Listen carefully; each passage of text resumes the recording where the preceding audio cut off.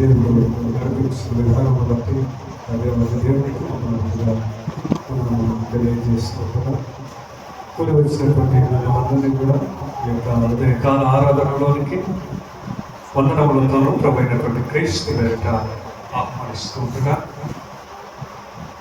చదవబడినటువంటి లేఖన భాగములను ఆధారముగా చేసుకొని మనకి ఇవ్వబడినటువంటి అంశము అంతర్యామి అయిన పరిశుద్ధుని వాగ్దానం.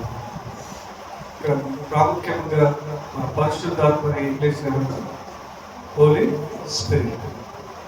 మరి అది ఎక్కడ ఉంది? నేడు రేపు ఎక్కడ ఉంటుంది? అది ఎక్కడ మనుషులు ఉంటుందా? ఎక్కడ ఉంది? ఇప్పుడు ప్రజెంట్ ఎక్కడ ఉంది? హోలీ స్పిరిట్ ఎక్కడ ఉంది? దేవుని దగ్గర ఉందా? భూమి మీద ఉందా?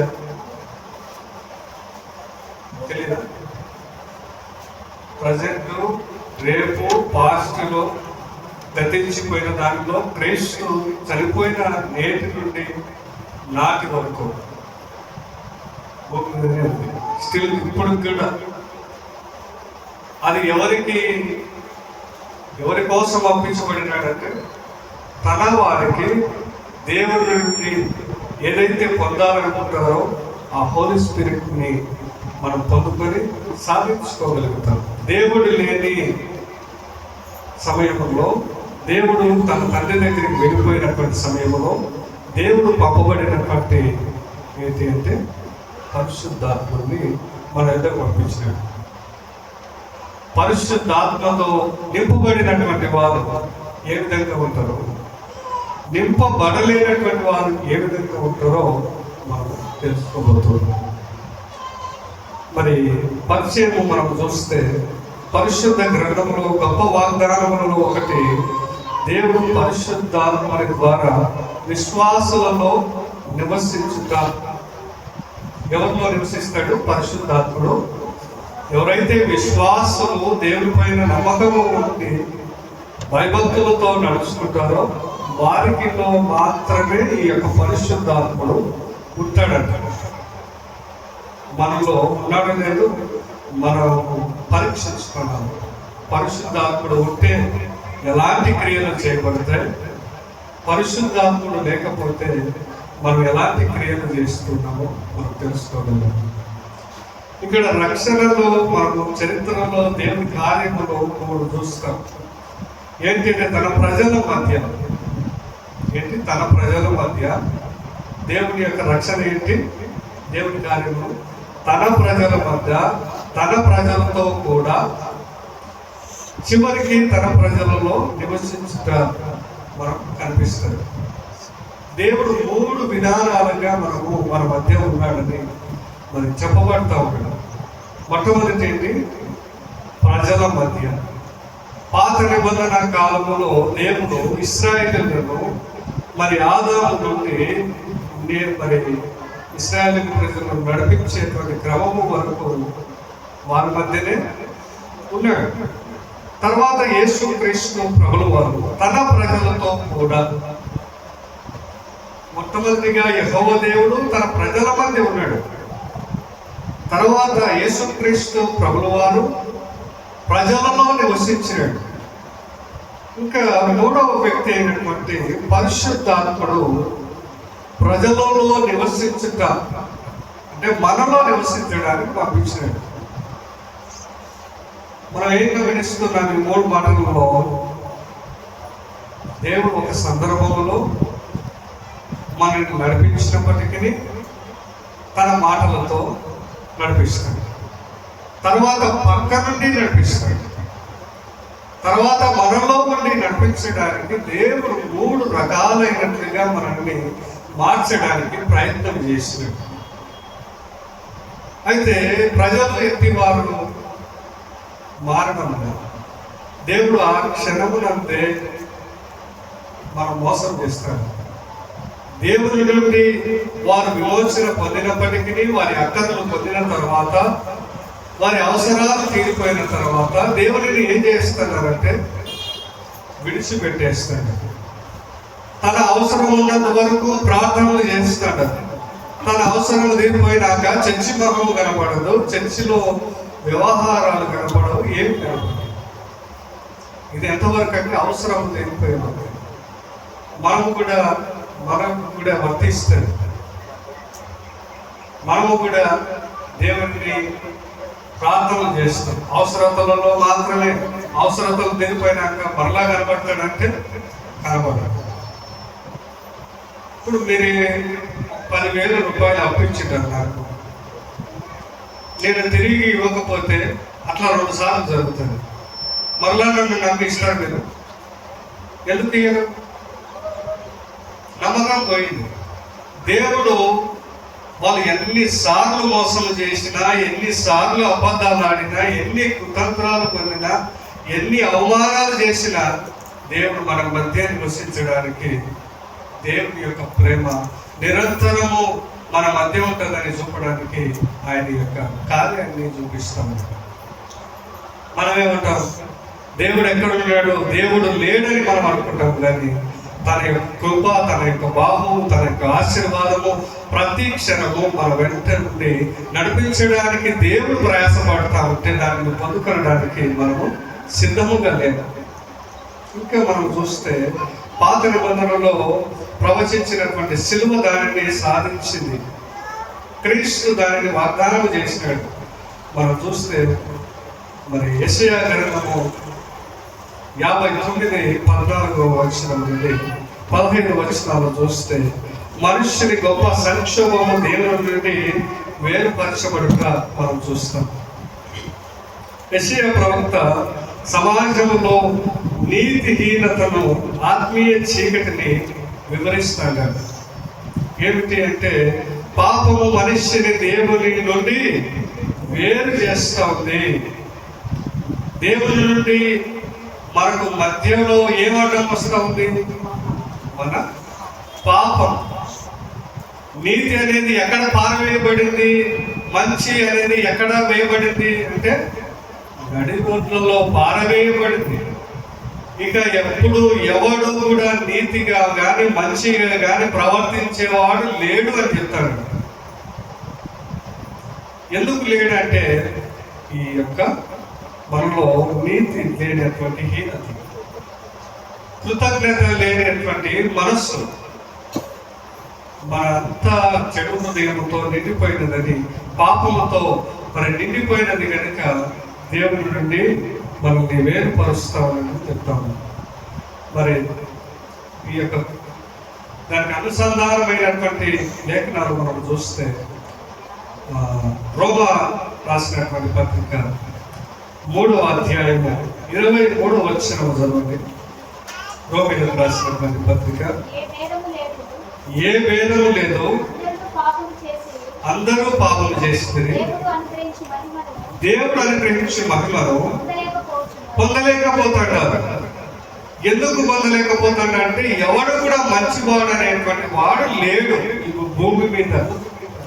నేను చూసినప్పటికీ, జల్లడబట్టినప్పటికీ నాకు నిలబడదు.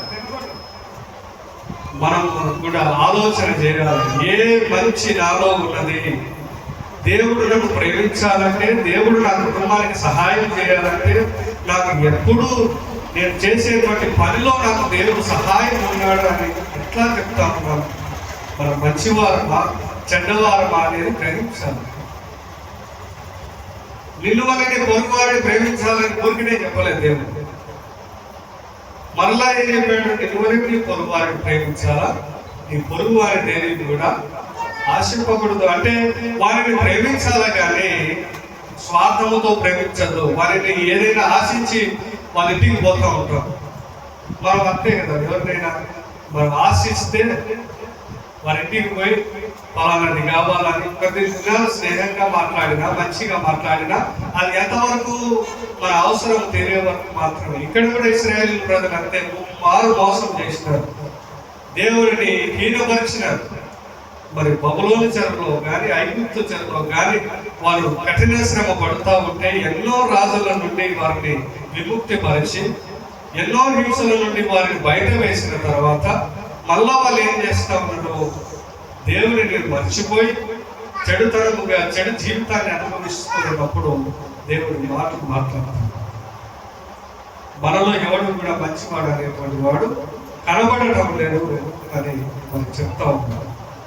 మరి మనిషి యొక్క ప్రధాన సమస్య మరి చూస్తే ఆర్థికము కాదు, సామాజికము కాదు, ఆత్మీయ విహారమే. అంటే మన యొక్క వికాసవంతమైనటువంటి జీవితాల కోసమే మనం ప్రయత్నాలు చేస్తాం. ఆర్థిక సమస్యతో మనం ఈ పాపములు చేయడం లేదు, డబ్బు లేకుండా పాపం చేయడం లేదు. దేని ద్వారా అంటే మనకు ఆశ ఏర్పడుతుంది. ఆశతో ఎన్ని తప్పిదాలు చేస్తూ ఉంటాము, ఎన్నో మోసాలు చేస్తుంటారు. ఎంతమందిలో మనము వారిని ఉంచేటువంటి కార్యక్రమాలు చేస్తాం. దేవుడు అందుకే మరి నమ్మడం లేదు. ఆయన నమ్మినాడు, ఎవరు నమ్మడం లేదు, మనకు నమ్మడం లేదు. మనలో నిన్ను ఎవరి మీద వేస్తాం? దేవుడి మీద వేస్తాం. ఎందుకు ఈ సమస్యలు పెట్టినాడు? ఎందుకు నాకు ఆహారం ఇలా? ఎందుకు నాకు కుటుంబం ఇట్లా తయారైతుంది? ఎందుకు అవుతుంది అంటే నీలో మంచి లేదు అని తెలుసుకున్నాడు కాబట్టి నీకు సహాయం చేయడానికి దేవుడు వెనక అవుతాడు. అలాగే నీలో మంచి ఉంటే, నీలో మంచి ప్రవర్తన ఉంటే మరి దేవుడు నీకు ఎప్పుడు కూడా తోడుగా ఉంటాడని తెలియజేస్తుంది. మనం చూస్తే ఆదాము అవ్వల దేవుడు నుండి దాగిపోయినారు. ఎందుకు? ఏం చేస్తే వాళ్ళు దాక్కున్నారు? మనమేంటి తప్పు చేసిన సమాజంలో ధైర్యంగా నడుస్తాం. పశ్చాత్తాపం ఉండదు వారికి. మనము చెడు చేసిన వారికి ఉండదు. పశ్చాత్తాపం లేని జీవితము వ్యర్థం. దేవుని దగ్గర పశ్చాత్తాపడితేనే క్షమించబడతాం. మనం దేవుడిని వ్యతిరేకించబడితే మనము ఎక్కడి నుండి సహాయం పొందుతాం. ఇక్కడ ఆదాము అవ్వలు కూడా మరి వారు దాక్కున్నారు. దేవుడు ఆదాము ఎక్కడున్నారంటే ఎక్కడో పొదవుల్లో దాక్కున్నాడు. ఎందుకంటే తప్పిదమ్ము చేసినాడు, దేవుని ఆజ్ఞలు మీరిపోయినాడు. ఇది చేయకూడదు అని చెప్పినటువంటి మాటలు చేసి ఆయన పాపాన్ని ఒడిపెట్టుకున్నాడు. అందుకే ఏం చేయాల్సి వచ్చింది? అప్పటి వరకు సుఖంగా జీవించినటువంటి వ్యక్తి, ఆనందంగా జీవించినటువంటి వ్యక్తి దుఃఖి శ్రమపడి తన కుటుంబాన్ని పోషించాలని ఆజ్ఞ పొందుతున్నాడు. నేటికి మనం పొలాన్ని దున్ని శ్రమపడుతూ నష్టపడుతూ అయినా కూడా మనము ఫలితాన్ని పొందలేకపోతాము. ఇంకా ఎవరెవరు మనము చూస్తే కయ్యూను కూడా దేవుని సన్నిధిని విడిచిపోయినాడు. ఎందుకు? తన అర్పించేటువంటి అర్పణలో సరైనటువంటి విధానం లేదు, భక్తి జీవితం లేదు. మనం ఏమనుకుంటాం? బలులు అర్పిస్తే పాపాలు తొలగిపోతాయి అంటారు. అవునా? అర్పణలు అర్పిస్తే, డబ్బు తెస్తే దేవుడు మెచ్చుకుంటాడు. నీ డబ్బును మెచ్చుకోడు, నీ యొక్క ఆస్తిని మెచ్చుకోడు, నువ్వు తెచ్చేటువంటి అర్పణలు స్వీకరించడు. నేను చెప్పిన మీకాలో 6లో అధ్యాయములు దేని గురించి మాట్లాడుతున్నాను. మీకు ఆ ప్రవక్త ఏమి తెచ్చి నీ సన్నిధికి నేను ఆరాధన చేస్తున్నాను, నువ్వు ఏం తెచ్చినా నాకు సంతోషం లేదు. ఆయన ఏమన్నాడు? విస్తార తైలాన్ని తీసుకురావన్నాను, నదులంతా మరి పొట్టేళ్ళు తీసుకురావన్నాను, నా జ్యేష్ఠ కుమారుడిని తీసుకురావన్నని చెప్పినా కూడా నువ్వు ఏమి తెచ్చినా నేనైతే సంతోషపడింది. కానీ ఏది చేయాలో అది నీకు తెలియజేయబడినది. మంచి మార్గము, మరి మంచి ప్రవర్తన, ఇంతే నాలుగు చేయాల్సిన పని ఏమీ లేదు, కష్టమైనటువంటి ఏమి లేదు. కానీ ఇక్కడ కయ్యూను కూడా మనం చూస్తాం. ఇశ్రాయేలు పదే తిరుగుబాటు చేసిన దేవుడు ఏం చెప్తాడు? మీరు వాటికి మొక్కదంటే అవే పనులు చేస్తాం. మనం కూడా అంతే. ఏదైతే దేవుని క్రియలు చెడ్డగా మీరు చేయొద్దు అని చెప్తామో అవే చేస్తాం. చర్చిలో రాజకీయాలు చేయొద్దంటే రాజకీయాలే చేస్తాం. ఏవేవి కుల వివక్షత, మరి ఇవన్నీ ఉంటాయి కదా, వర్గాల వివక్షత, పార్టీల వివక్షత ఎక్కడ ఉంటుందంటే చర్చిలోనే ఉంటుంది. రాజశేఖర రెడ్డి చెప్పినాడు. ఎవరు చెప్పినాడు? మీ రాజకీయాలంతా మా చర్చిలో జరిగేటువంటి రాజకీయాలు మరి ఎంత ప్రపంచాన్ని శాసించవచ్చు అంత జరుగుతుంది. కుట్రలు కుతంత్రాలు ఇక్కడ ఉంటాయండి. ఇక్కడ జరిగినంత రాజకీయం, ఇక్కడ జరిగినంత మోసము, ఎన్నికలు జరుగుతాయి డయాసిస్లో. ఇంకా బయట కూడా చేసిన అన్ని రాజకీయాలు, అన్ని కుతంత్రాలు, అన్ని మోసాలు ఉంటాయి. ఎక్కడ మరి నడచదు కదా అంటే మనం ఏం చేస్తాం? ఇశ్రాయేలు ప్రజలు అందుకనే మేము ముద్రేంది దేవుని ప్రజలు చేసేటువంటి పాపం ఏంటి? విచ్చల విడతరము, మోసాలు, అక్రమాలు. ఎవరి పేరుట చేస్తాడా? దేవుని పేరుట చేస్తాడు. అప్పుడు ఇశ్రాయేలు ప్రజలు, ఇప్పుడు మనం ఒక తేడా ఏముంది? ఏమి తేడా లేదు. అందుకనే మీరు అర్పణలు వీటన్నిటి కూడా నాకు నచ్చవు, కానీ నువ్వు మంచిగా జీవిస్తేనే నాకు ఉత్తమమని తెలియపరుస్తాను.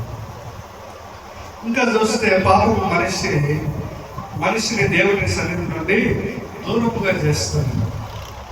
మనం పాపముతో వివిధ ఆలోచనలు చేస్తే మందిరానికి పోయేవారిని హేళన చేస్తాం. ఎంతో మంది ఉంటారు, నీవే భక్తుడు, మా భక్తురాలు, నువ్వే చేస్తాడు అనేటువంటి మాటలు కూడా మనం వింటాం. ఎవరు చెప్పాలా మన భక్తిని చూసి? లోకస్తులు చెప్పాలన్నా? తీర్పు తీర్చేటువంటి అధికారం ఎవరికి ఇచ్చినాడు దేవుడు? ఎవరికి లేదు. మీ వంతేంటి? మీ బాధ్యతలు మీరు చేయండి. తీర్పు తీర్చేటువంటి అవకాశం నాది. తీర్పు తీర్చాల్సింది నేను. మీరు ఒకవేళ తీర్పు తీరిస్తే ఆ తీర్పు మళ్ళా ప్రతి తీర్పు ఉంటుంది. కోర్టులు చేసిన, కోర్టులో జడ్జీలు చేసిన, ఇంకొకరు పంచాయతీలు చేసిన, పంచాయతీ చేసినటువంటి వ్యక్తులకి, కోర్టులో తీర్పు తీర్చేటువంటి వ్యక్తికి, లాయర్ అందరికీ ఒక తీర్పు మరి పరలోకంలో ఉంటుంది. అప్పుడు నువ్వు మంచివాడవా, నువ్వు తీర్పిచ్చినటువంటి తీర్పుకి మళ్ళా ప్రతి తీర్పు, ప్రతిదానం ఇన్ని ఉంటాయి దేవుని దగ్గర. ఉట్టిగానే మళ్ళీ ఈ లోకంలో బ్రతికిపోతే మనం పరలోకంలో పోతాంలే, ఒక క్రైస్తవ ముద్ర ఉంటే మనం పరలోకాన్ని సాధిస్తాంలే అంటే అది మన మూర్ఖత్వము. డబ్బుతో సాధించలేము, మన అర్పణలతో సాధించలేము, దేనితో సాధించలేనిది ఒక ప్రేమతో మాత్రమే సాధించుకోగలుగుతాం. యేసు క్రీస్తు వారు కూడా దేనితో సాధించినారు? ప్రేమించినాడు. మరి ఎవరిని? గుడ్డివారిని, హీనము కలిగిన వారిని, ముట్టుకోలేని స్థితిలో ఉన్న వారిని అందరినీ సమాజంలో ప్రేమించినాడు. కనుకే నేటికి ఆయనను ప్రేమించగలిగేటువంటి వ్యక్తులు తయారైనారు. ఆయన మంచిని చూసి తయారైనారు. ఆయన చేసేటువంటి సహాయమును చూసి ఆయనను ఆచరించే వ్యక్తులు తయారైనారు. అంబేద్కర్ కూడా ఆయన బైబిల్ని ఆచరించినాడు. సమాజం ఏమనుకుంటుందో అని ఆయన స్వీకరించినాడు. బాప్తిస్మం ఇవ్వమన్నాడు, కానీ క్రిస్టియానిటీ సర్టిఫికెట్ మాత్రము నాకు వద్దని చెప్పింది. ఎందుకు సర్టిఫికెట్ ఉంటే నువ్వు దాని వలన ప్రయోజనం ఏమి? నమ్మి విశ్వాసించి బాప్తిస్మం పొందిన వాడే రక్షించబడతాడు. నమ్మని వాడు ఎన్నిసార్లు వచ్చినా, ఎన్ని సర్టిఫికెట్లు తీసుకున్నా వ్యర్థం. కాబట్టి మన విశ్వాసాన్ని మనము పరీక్షణ చేసుకోవాలి. మరి రెండవదిగా చూస్తే మానవ ప్రయత్నం దేవునితో మరి సహవాసంలో పునరుద్ధరించబడలేదు. ఇక్కడ చెప్తా ఉన్నాడు 143వ కీర్తన 2వ వచనం. కీర్తన 143 2వ వచనం. నీ సేవకునితో వ్యాజ్యమాడుతూ సజీవులలో ఒకడును నీ సన్నిధిని నీతిమంతునిగా ఎంచబడు. ఏమంట? నీ సేవకుడితో వాద్యమాడకుడు సజీవులో ఒకడును కూడా. మనం ఎవరితో వాద్యం ఆడుతుంటారు? ప్రజల్లో ఎవరితో వాద్యం ఆడతారు? ఒకవేళ మనం ప్రీచింగ్ చేయాలని అక్కడ ముందుకు పోతే ఎవరు అడ్డుపడతారు? దేవుని పనికి ఎంతో మంది మన సంఘస్థులే అడ్డుపడతాడు. ఏమని? బయట తగ్గేయమని, ఇంకా అక్కడ పోతే మత ప్రచారం అని. ఇది మత ప్రచారం అని ఎవరు చెప్పినారు? ఇది క్రైస్తవ మతం అని ఎవరు చెప్పినారు? తెలియనటువంటి వారు. మనం కూడా తెలియదు. మీకు తెలుసా ఇది మతం అని?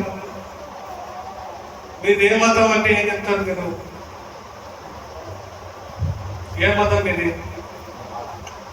హిందూ మతమా? ఎస్సీ మాల అంటే మతం అది. మనం సింధు పరివారిక వారం సింధు నది అక్కడ నివసించే వారంతా హిందువులు అని పిలువబడ్డారు. వాళ్ళది ఒక మతం కాదని ఒక బిరుదు మాత్రం, వీళ్ళు పలానా నది ప్రవాహము చుట్టూ ఉన్నవారు మాత్రమే. మనం దాన్ని హిందూ మతం అని చెప్పబడుతుంది. సింధు నది. ఇంకా మనం మతం అనేది లేదు, మానవత్వమే మన మతం, మంచి మార్గమే మన మతం. మనం క్రిస్టియానిటీ అంటే క్రీస్తుని అనుసరించే ప్రజలు.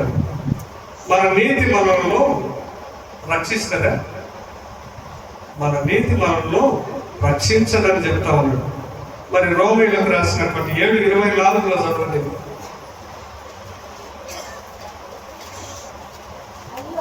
అయ్యో నేనెంత దౌర్భాగ్యుడను, ఇంటి మరణమునకు లోనకు శరీరము నుండి నన్నెవడు విడిపించును? మన ప్రభు అయిన యేసు క్రీస్తు తప్ప. కృతజ్ఞతాస్తుతులు చెల్లించుతున్నారు. మరి నువ్వు చేసినటువంటి పాపాలకి, నువ్వు చేసినటువంటి మోసాలకి ఎవరు ప్రాయశ్చిత్తం చెల్లించినారు? ఒక యేసుక్రీస్తు ప్రభు తప్ప. ఆయన నా కోసం మరి ఎవరు ఏం చేయలేదు. ఆయనకు నేనేం చెల్లిస్తా ఉన్నాను? కృతజ్ఞత స్తుతులు చెల్లిస్తా ఉన్నాను. మన ప్రాణానికి ప్రతిగా, మన పాపాలకి ప్రతిగా ఒకటే బలి, ఒకటే అర్పణ, ఇంకా ఏముంది. అప్పుడు యోగు తన కుటుంబం కోసం ఏం చేసేవాడు? ప్రతి ఉదయాన్న బలులు అర్పించారు. దేని నిమిత్తము? పాపము చేసి ఉంటారేమో. అయితే ఎన్ని పాపాలు చేసినా ఒకేసారి ఇంకా బలి యేసుక్రీస్తు ప్రభువు వారు తన ప్రజలని ఒకటే బలి. వాళ్ళు ఎన్ని పాపాలు చేసినా, వాళ్ళు ఎన్ని ఘోరమైనటువంటి విధానాల్లో నడుచుకున్నా ఆయన బలిగా అర్పించబడింది. నేటికి అది వర్తిస్తారా? వర్తించదు. అప్పుడు తెలియక చేసినాడు, ఇప్పుడు తెలిసి చేస్తాడు. తెలిసి చేసినటువంటి పాపానికి ప్రాయశ్చిత్తం ఉంటుందా? ఉండదు. తెలిసి చేస్తే ప్రాయశ్చిత్తం అనేది, తెలియక చేస్తే దానికి ఏదైనా క్షమాగుణం ఉంటుందేమో కానీ తెలిసి ఎన్ని పాపాలు చేస్తాడు. మనం ఇక్కడ కూడా మరి దేవుడు మన సొంత ప్రయత్నంలో దేవుని సన్నిధికి చేరలేమని చెప్తాడు. ఇంకా ఏం చెప్తా ఉన్నాడు? ధనవంతుడైన యువకుని నిజమైనటువంటి నీతి లేకుండా పోయింది. ధనవంతుడు ఒక యవనస్తుడు వచ్చి ఏం కోరుతాడు? పరలోకం కావాలి నాకు, మరి అది పొందుకోవాలంటే నేనేం చేయాలని అడిగినప్పుడు ఆయన ఏమడిగినాడు? నీ ఆస్తి అంతా ఆపేసి బీదలకు పంచి. అంటే ఆయన ఈ లోకం, పరలోకం అడిగినాడు కానీ ఈ లోకము మరి సుఖభోగాల కోసం ఆధారపడినటువంటి వ్యక్తి అయిపోయింది.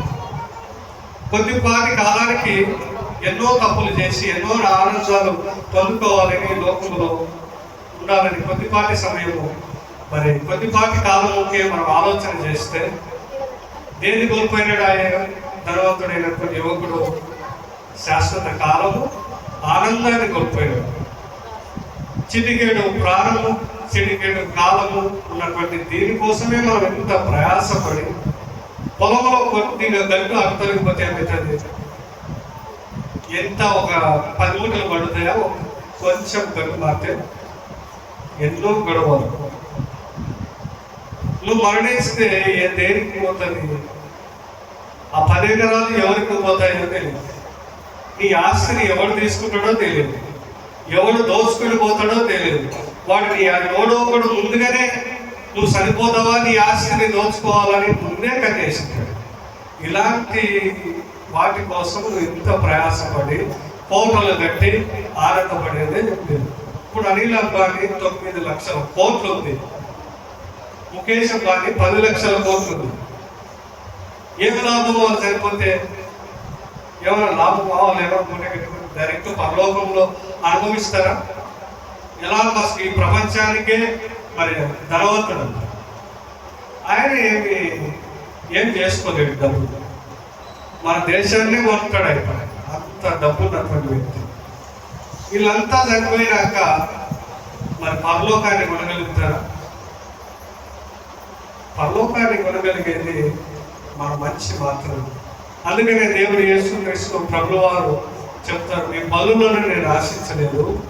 అక్కడ హెబ్రీయులకు రాసినటువంటి ఆ సంఘంలో మరి అపోస్తలుడైనటువంటి పౌలు చెప్తాడు, మీ బలులు ఆశించడు, మీరు అర్పించేటువంటి అర్పణలు దేవునికి ఇష్టం లేదు. మీ మంచి జీవితము మీరు మంచిగా గడవగలిగితే ఇదే దేవుడు ఆశించేది. మరి ఇంకా చూస్తే యోహాను సువార్తలో యేసుక్రీస్తు ప్రభువు వారు ఎవరికి వస్తుంటారో నేను కొన్ని కాలంలో నేను తండ్రి దగ్గరికి పోతా ఉంటాను, మీ మధ్య ఎవరుంటాడు? ఆదరణకర్త ఉంటాడు. ఆయన నా పక్షమున మీకేం కావాలో అన్నీ కూడా జరిగిస్తాడు. మీరు మరి దేవుడిని నన్ను ఏ విధంగా అయితే ప్రేమిస్తారో దేవుడిని ఆ విధంగా ప్రేమిస్తాను. నేను నిన్ను ఆ విధంగా ప్రేమిస్తాను. ఆయన తోడు, ఆయన సన్నిధిని ఎల్లప్పుడూ మన మధ్య నివసించడానికి, ఎల్లప్పుడూ ఉంచడానికి ఆయన సిద్ధముగా ఉంటాడు. ఎవరు సిద్ధముగా లేదు? మనం సిద్ధముగా లేదు. మనం చేసేటువంటి పనులు సిద్ధముగా లేదు. చూస్తే సువార్త యోహాను సువార్త 14:15 చూడండి. మీరు నన్ను ప్రేమించిన యెడల నా ఆజ్ఞలు గైకొందురు, నేను తండ్రిని వేడుకొందును, మీ యొద్ద ఎల్లప్పుడూ ఉండుటకై ఆయన వేరొక ఆదరణకర్తను అనగా సత్య స్వరూపియకు ఆత్మను మీకు అనుగ్రహిస్తున్నారు. ఈ మాట మనము మరలా ఆదికాండము 1వ అధ్యాయము 1వ వచనాలలో చూస్తే దేవుడు ఏమైనాడు? ఆయన యొక్క ఆత్మ దేనిపైన అల్లాడుతూ ఉంది? జలముల పైన అల్లాడుతూ. ఇక్కడ దేనిని మరలా దేవుడు పంపిస్తా ఉన్నాడు? పరిశుద్ధాత్మ. అంటే ముందుగా ఉన్నటువంటి దేవుడే మరలా మన మధ్యకు నివసించడానికి, ఎల్లప్పుడూ మనకు కావలసిన వాటన్నిటిని అనుగ్రహించడానికి దేవుడే సిద్ధమై మరలా పరలోకానికి నుండి భూలోకానికి మన మధ్య ఉండటానికి ఆయన వచ్చినట్టు. మరి పరిశుద్ధాత్మ కనబడుతుంది. ఆయన యొక్క ఆత్మ జలములపై అల్లాడుతూ ఉందని చెప్పాడు. కనబడుతుంది ఆత్మ? కనబడదు. కానీ ఆయన చేసేటువంటి పనులు మాత్రమే కనబడుతుంది. మనము ఆ పనులన్నిటినీ జరిగించుకోవడానికి ఆ పరిశుద్ధాత్మ దేవునికి సహాయము కావాలి. మనం ఉండాలంటే మరి నన్ను ప్రేమించాలి. మొట్టమొదటి నన్ను ప్రేమించాలా, నా ఆజ్ఞలు గైకొనాలి. ఈ రెండు మీరు చేయగలిగితే ఎవరుంటాడు మన మధ్య ఎల్లప్పుడు? పరిశుద్ధాత్మ దేవుడు. దేవుడు ఎల్లప్పుడూ నివసించడానికి మన మధ్య ఉంటాడు. మనమే సిద్ధం కలిగి, మనమే మోసాలు చేస్తాడు, అతిక్రమములు చేస్తాడు, మనమే ఎన్నో విధానాలుగా దేవుడిని తృణీకరిస్తూ ఉంటాం. 3 విషయాలుగా మనం గమనిస్తే పాపాన్ని గుర్తు చేస్తున్నాడు, నీతి మార్గములలో నడిపిస్తాడు, దేవుని చిత్తము తెలియజేస్తాడు. మనం దేవుని ప్రజలు ఎల్లప్పుడూ విడిచిపెట్టాడు. పాపము పెరిగినప్పుడు, నీతి తగ్గినప్పుడు దేవుడు తన ఆత్మను పంపిస్తానని వాగ్దానం చేస్తుంది. పరిశుద్ధాత్మలో పనిచేసేటువంటిదిగా ఉండాలి. పరిశుద్ధాత్మ పొందినటువంటి వారు ఈ ప్రపంచాన్ని సాధించగలిగిన 12 మంది. ఎవరు ఆ 12 మంది? శిష్యులు. నేను ఎన్నోసార్లు చెప్పిన, శిష్యులు దేవుని యొక్క పరిశుద్ధాత్మను పొందిన తర్వాత వాళ్ళు ఏం చేస్తున్నారు? మిద్దెలు కట్టుకున్నారా, బాడీలు కట్టుకున్నారా, డబ్బులు సంపాదించుకున్నారా, బంగారు సంపాదించుకున్నారా, ఏం సంపాదించుకున్నారు? ఆస్తులు సంపాదించుకున్నారు. దేవుని యొక్క విస్తృతమైనటువంటి మరి ప్రపంచంలో పని ఉంది. మనం ఏమైనా ఏ ఒక్కడు మంచివాడు లేడని యేసుక్రీస్తే చెప్పినాడు. ఆ లేడు కాబట్టి మంచి వాళ్ళనిగా తయారు చేయడానికి, మంచి మార్గంలో నడిపించడానికి ఆ పని ఉంది, అంటే పెండింగ్ ఉంది. ఆ పని పూర్తి చేయడానికి కొంచెం మందిని ఏర్పాటు చేసుకుని దేవుడు పంపించినాడు లోకం వైపు. ఆ పంపించిన వాళ్ళకు ఎంతో మందిని మార్చగలిగినారు. మాటల ద్వారా, మరి వారి యొక్క చేష్టల ద్వారా, మాటల ప్రవర్తన ద్వారా మార్చగలిగినారు. నేడు ఇంత మంది ఉన్నారు. ఎందుకు పాసిబుల్ కాలేకపోతుంది? ఉన్నామంటే మనలో పరిశుద్ధాత్ముడు లేడు కనుకనే మనం ఇలాంటి క్రియలు చేయగలుగుతాం. నేను చూసినటువంటి ఇప్పుడు నేడు సమాజంలో ఉన్నటువంటి సేవకులలో ఎవరు పరిశుద్ధాత్మను పొందుకొనినారో చెప్పండి. తెలియలేదా? మీరు పరిశుద్ధాత్మను పొందినటువంటి ప్రవక్తలు అని లేదా? ప్రవక్తలు ఉన్నారా? ఏడున్నారు? ప్రవక్తలు అనేటువంటి వారు ఏమి ప్రవచించాలా? వాక్యమా? దేవుడు ఏదైతే చెప్తాడో అది ప్రజలకు చెప్పాలి. దేవుడు ఏం చెప్పాడు? ఆల్రెడీ మనకు బైబిల్లో చెప్పాడు, ప్రేమించండి, నా ఆజ్ఞలు గైకొనండి. మరి ఇవన్నీ దేవుడు చెప్పినట్లే. కానీ ఈ ప్రవక్తలు అని చెప్పబడేటువంటి వారు ఏం చెప్తాడు? ప్రజలను మోసపోస్తూ ఉంటారు. హైదరాబాద్లో వేల మంది పుట్టుకొచ్చినారు. నాకు ఒక ఆయన సినిమా తీశాడు దీని మీద, ఫ్రాన్స్. చూసినారా ఎవరైనా? చక్కటి ఫిలిం. ఇప్పుడు జరిగేటువంటి సమాజంలో, ఇప్పుడు ఉండేటువంటి పాస్టర్లు, ఇప్పుడు ఉండేటువంటి మరి జరిగేటువంటి పరిచయం ఎలా జరుగుతూ ఉందంటే ఇవన్నీ కట్టు కట్టినట్లుగా ఆయన చూపించారు. మీరు ఆ సినిమా తప్పకుండా చూడాలి. చూస్తేనే మరిన్ని మనం ఏంటి, ఎవరిని మనం విశ్వసిస్తాడా, మనం ఎవరిని ప్రేమిస్తాడా, వీళ్ళే నా నిజమైనటువంటి సేవకులు అనేటువంటిది మనం జ్ఞాపకం చేసుకోలేదు. మంచి మాటలు ఎవరికి నచ్చవు నాకు తెలుసు. ముందు నేను మంచి ఎవరికి నచ్చదు, అందరికీ కావాల్సింది చెడ్డ మాత్రమే. ఇంకా మనము ఎన్ని రోజులు, ఎన్ని దినాలు, నేను ఎన్ని సంవత్సరాలు అయింది నేను మీ దగ్గర రావడం. నేను మంచి చెప్పినానా, చెడు చెప్తాడన్నా? మంచి చెప్తాడన్నా, చెడు చెప్తాడన్నా? మరి మంచి చెప్తే మంచి తెలుసుకొని విని కూడా మనం ఏం చేస్తాడా? విని కూడా మనం ఏం చేస్తాడా? చెడ్డగానే జీవిస్తాడు, చెడ్డగానే ప్రవర్తిస్తాడు. మరి మనలో మార్పు లేకుండా ఇతరులలో మార్పు తీసుకురావాలంటే ఎక్కడ స్టార్ట్ అవుతుంది? ఫస్ట్ మనలో మార్పు కనపడాలా, మనలో క్రైస్తవం కనపడాలా, మనలో మంచితనం ఉండాలా. ఇవన్నీ మనలో ఉన్నప్పుడు మాత్రమే ఇతరులను చూసి మనలో మంచి మార్గంలో వారు మనల్ని చూసి నేర్చుకునేదానికి స్థాయికి జరగలేదు. అవన్నీ మనలో లేవు కాబట్టి, దేవుడు మనలో నివసించలేదు కాబట్టి మనం ఇలాంటి ప్రవర్తన కలిగి జీవిస్తాం. పరిశుద్ధాత్మ దేవుడు మనలో ఉంటే మనం విస్తృతమైనటువంటి సేవను చేయగలుగుతాం, మంచి పనులు చేయగలుగుతాం. భాషలు కూడా మనం ఎవరి భాష మాట్లాడగలుగుతాం? దేవుడు ఎన్ని భాషలైతే సృష్టించినాడో అన్ని భాషలలో ఉన్న వారికి పరిచయం చేయగలుగుతాం పరిశుద్ధాత్మ తోడుగా ఉంటే. కాబట్టి మనం కూడా పరిశుద్ధాత్మని పొందుకొని పరిశుద్ధాత్మని సహాయంతో ఈ ప్రపంచాన్ని మొట్టమొదటిగా మన కుటుంబాన్ని మనం ప్రేమించగలిగి, మన సమాజాన్ని మనం ప్రేమించగలిగి, మన ఊరిని ప్రేమించగలిగి, తర్వాతనే మళ్ళా లోకాన్ని ప్రేమించగలుగుతాం. మనం ఎలాంటి వాళ్ళంటే మన కుటుంబాన్ని ప్రేమించాం కానీ పక్క కుటుంబాలను ప్రేమిస్తాం. వారిని చూసి నేర్చుకో, వీరిని చూసి నేర్చుకో, వాడు ఆ ఉద్యోగం చేస్తున్నాడు, వీడు పలానా చదువు చదివినాడు. ఇవన్నీ ఎవరికి లాభం కాదు. నీ కొడుకు ఏం సాధిస్తాడో అది నీకు తెలియాలి, వాడు ఏం పని చేస్తాడో అది నీకు తెలియాలి.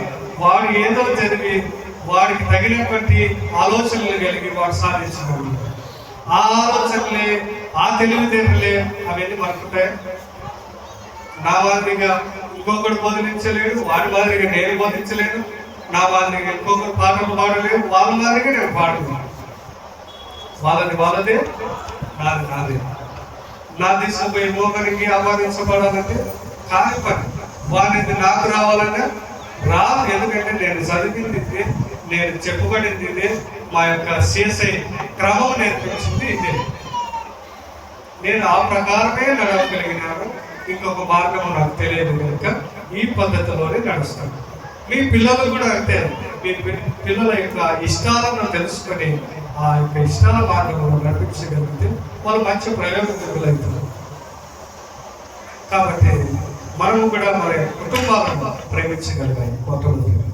తర్వాతనే మన సమాజం, మన సంఘం, మన ఆత్మను పొందుకొని దేవుని యొక్క పరిశుద్ధాత్మ దేవుడు అటు విధముగా నిత్యమైనటువంటి నిబంధనలతో ఎల్లప్పుడూ మన కుటుంబాలకు, మన యొక్క జీవితాలలో మనలో పరిశుద్ధాత్మ దేవుడు నివసించును గాక. ఆమేన్.